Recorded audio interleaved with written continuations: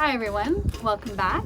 I have recently just revamped my small garden to actually extend it. And what do you do when you don't have a lot of space? You kind of go up from there. Take a look at my other video that I've started. I'll leave a link right here. Just right there, you can see an example of garden space I've started. I'm going to try doing hanging baskets over the base of my garden bed this year, and we'll see how that works out. I'm planning to do lettuce in the baskets, and we'll see how that all turns out. But anyways, it's the beginning of May. I'm a little bit behind on this. I tend to do my seeds, start my seeds maybe the last week of April. But although last year I found I started at the last week of April, and by the time my seedlings could go in the ground, we were still getting frost the first week of June here. I'm not too concerned about starting this a little bit late. It all depends on where you live and when the frost usually stops. So let's get started. You don't need very much to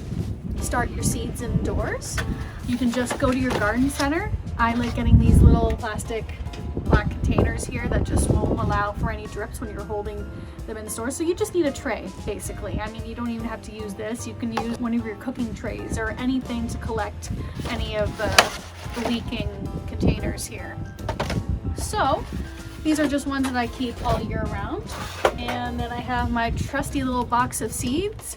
And contrary to what most people say, you can use your seeds year after year. I mean, yes, sometimes you get more duds as the seeds get older, but I keep these in a cold, dry spot in the basement. So for the most part, these seeds have lasted me for years. I get a couple duds out of them, but that's why I usually plant. So for example, if I'm planting green beans, I want at least 6 plants. I'm probably going to pre-plant an additional 3. Just in case I get a couple duds or 1 or 2 that might just die of natural causes. It happens. So let's get started. The additional things that you might need, well, that you will need, are pretty much, it doesn't have to be this brand of soil, but I like this Vegetable Miracle Grow, the organic one. So it's a nice fertilizer to start off with, especially when you're just using small containers, and obviously there's not a lot of room to put fresh soil in and fertilizer. I got a few little markers that I bought from the dollar store for my labels. Although I'm missing quite a few, I don't know where they went, so I do have a simple backup plan just to make a couple more little markers, like little flags out of, I don't know, shish kebab sticks with painter's tape. So it doesn't have to be fancy. By the time your plant comes out of the ground, you can pretty much tell what it is and tell them apart. It's just kind of in this process, you kind of want to remember how much you planted, and in case, again, if there's any duds, that you need to know what it was that you lost. So let's get started. A very quick and easy process of first putting the soil in the cups, and then we'll put the seeds in.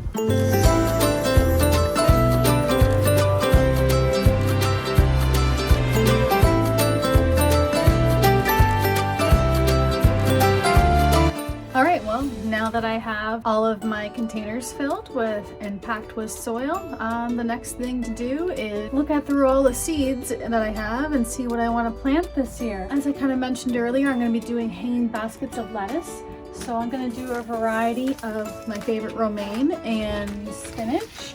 But I mean, there's such a different variety of lettuce. Actually, I have a couple other choices, spring mix and whatnot. Like, it's endless. And the one thing I like about lettuce is that it says 60 to 85 days maturity, but I actually find it grows a lot quicker than that. Last year when I planted it, it was actually starting to get pretty big indoors within I think 30 to 40 days. And one of the things about lettuce is that I actually do 2 plants in the year. Because if you ever notice when you grow, if any of you have grown lettuce, you know that after a while they start to grow in big tall stalks, and the lettuce that kind of grows off the end of the stalk, it actually doesn't taste that great.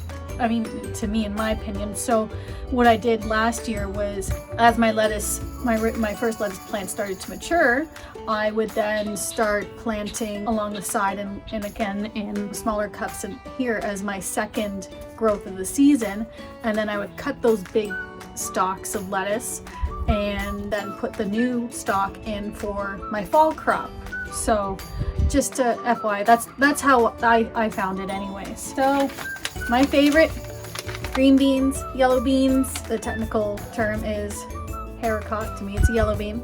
What I would say to do before you put everything in your little pots is just review the instructions on the back, just to make sure you have the right depth required for the seed.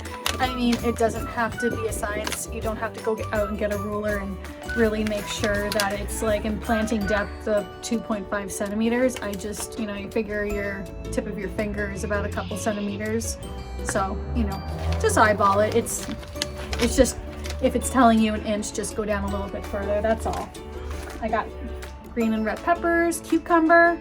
For me, I'm a big fan of cucumber, but I will say I will only plant 2 plants, and I'm actually only hoping that one comes out of the seedlings, because my cucumber plants, they grow like vines, and I'm like outnumbered by, I'm like handing out cucumbers to neighbors all the time. So try to think about how many plants you want out of a crop. If you are new to gardening, even just go around and ask some of your neighbors that garden and just ask them tips and like what to expect out of a crop. Like for me, also for tomatoes, I will plant 2 tomato plants and only hope to actually get 1 seedling out of it, because my family doesn't eat enough tomatoes, and I mean, I'm even handing them out to neighbors, and 1 tomato plant can actually be more than enough to feed you and your family. But plants like green beans, well, you need a lot of green beans to get a good crop. So I'm going to be probably planting around maybe 10 and hoping to get at least 8 plants. So those are just some things to take out of consideration.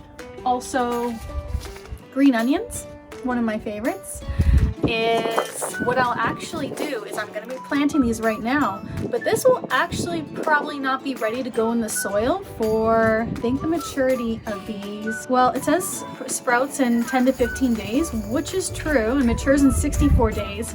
Now I find though, even though it sprouts really quickly, they're so thin and small that once you do put them in the garden, if you've got a good downpour of rain, it just washes them away. They need to be pretty mature and protected in order for them to grow into maturity. That's just been my experience. So actually what I do is when you go to the market and get green onions, and I mean, I'll leave another link here just for you to see how when you actually get vegetables from the market, green onions is a good example, potatoes, there are a couple garden vegetables that you can actually regrow after you use them by keeping the root stems. Celery is another one too. So I'll have another video on that just to give you some tips on how to reuse the produce that you bring home. Also, the other thing is for planting my seedlings, as I said, I didn't have enough labels and my little fancy plastic markers, so just use what you have around the house. It doesn't have to be fancy. I just take, some painter's tape or that you got, anything to make a good label, just to stick right there in your row of plants so you know what it is. So other than that, I guess the only thing to do is plant my seeds and let them be stored for the next month indoors, preferably of course in front of a brightly lit window, where actually I keep mine is in the basement, where I have actually a pretty good lower bay window that has a really nice ledge. That way the cat doesn't get at it, my child doesn't get at it, and they sit there for about a month until they're ready to plant in the nice weather. So thank you for watching. Suburban life can be great, but you gotta learn to work with what you got. So if you're interested to see how my journey goes with a big garden, little space, just hit the like and subscribe and hit that notification bell for new uploaded content. So follow my journey to see how this gardening season goes, and see you soon.